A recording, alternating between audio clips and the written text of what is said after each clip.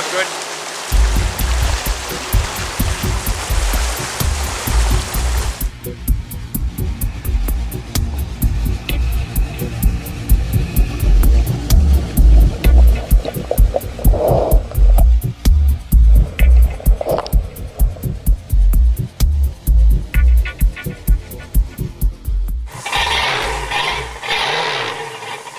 What's the plan today?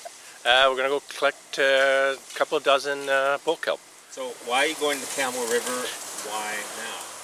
The plants up there are very robust. They're healthy, they're big, they grow in great current. Plants down here are very few and far between and fairly ratty at this time of year. So that's the easiest and quickest way to get the plants. Bull kelp is an annual plant and it comes and goes annually.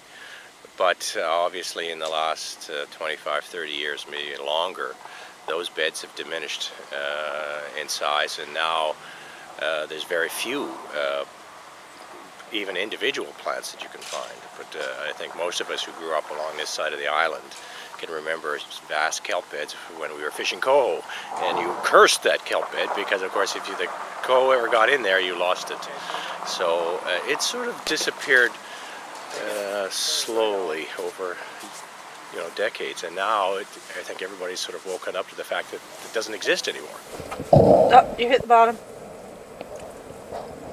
See the stipes coming up. You've got a whole bunch of stipes coming up. Oh, look at this. Oh, that's good. They're great. This example what I'm looking for. Take this. You see these? This is the dark part here. Yeah. That's a patch of sori. This whole patch is spore producing, which produces the next generation of bull kelp. For example, here it's immature. It's getting mature towards the end of the blade, and then it's let go. When it's ready to release, it'll actually start to rip along that edge. Although you can see it's not ready to be released yet. So that'll float around, and the theory of why this has disappeared is it's not clear cut yet. This is an annual plant that has two life phases. One's microscopic, that produces spores that you see that we're collecting today. So if that microscopic stage is lost due to pollution or changing environment or what have you, then you won't see the bed that we see here today. Narrower.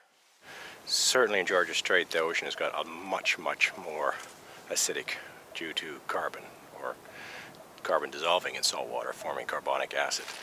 Normally we would have pHs up in the 7.98. Now we're seeing pH in Georgia Strait 7.1, 7.2, and even last week it was 7.4 off Qualicum. So is that affecting this? It's hard to say. Nobody's done the research to determine if that's affecting any of these stages.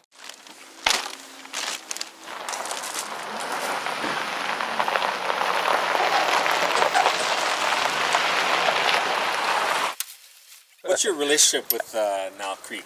Well, initially, of course, it was somewhat rocky because there was concern that the scallop farm off Nile Creek was somehow going to be detrimental to the enhancement programs. But we've since got together with Ken and the rest of the Nile Creek group, and we now work quite closely together. I think we've got about 25 plants in here. Do you want me to show them? Yeah, I'd love to see it.